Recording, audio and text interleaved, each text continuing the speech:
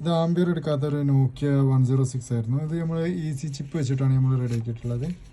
Okay, അപ്പോൾ അതിൻ്റെ എങ്ങനെയാണ് സർക്യൂട്ട് വർക്ക് ചെയ്യണമെന്നുള്ള പറഞ്ഞാൽ ഇത് കണ്ടില്ലേ, ഇതിൽ 4 കണക്ഷൻസ് കാണുന്നുണ്ടോ? ക്ലിയർ ആണോ? ഓക്കെ,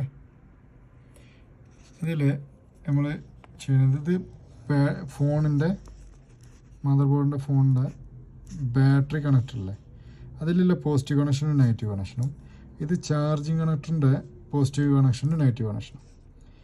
ഇതിൽ ഈ ഫസ്റ്റത്തെ ഇവിടെ 4 കണക്ഷൻ ഉണ്ടെന്ന് പറഞ്ഞല്ലോ.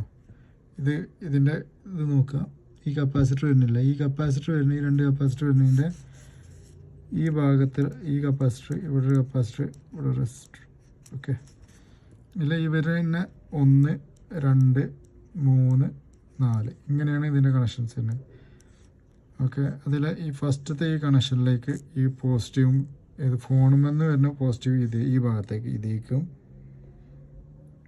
ഓക്കെ, രണ്ടാമത്തെ നെഗറ്റീവ് കണക്ഷൻ ഈ സെക്കൻഡിലേക്കും, ഇതിൻ്റെ ഈ സെക്കൻഡിലേക്കും. മൂന്നാമത്തെ കണക്ഷൻ ഇതിൻ്റെ തേർഡ് ഈ ഒരു കണക്ഷനിലേക്കും കൊടുക്കാം. ക്ലിയറായോ? ഈ മൂന്നാമത്തെ ഇതിൽ നിന്ന് വരുന്ന ഈ ചാർജിങ് കണക്ടറിൽ നിന്ന് വരുന്ന പോസിറ്റീവ് കണക്ഷന് കൊടുക്കേണ്ടത് ഈ മൂന്നാമത്തേലേക്കും.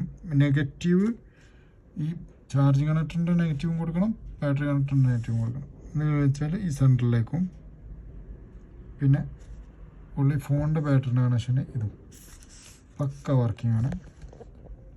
ഇപ്പോൾ സ്റ്റോറേജ് ആകാത്ത സെറ്റിൻ്റെ ഒരു കംപ്ലൈൻ്റ് ആണിത്. ഇത് ഏതൊക്കെ സെറ്റിന് വർക്കൗട്ടായിട്ട് ആരെങ്കിലും ചെയ്തിട്ടുണ്ടെന്നുണ്ടെങ്കിൽ എല്ലാവരും കമൻറ്റ് ചെയ്യുക. ഇപ്പോൾ ഞാൻ ഒരു നോക്കിയൊക്കെയാണ് ജസ്റ്റ് ടെസ്റ്റ് ചെയ്തത്.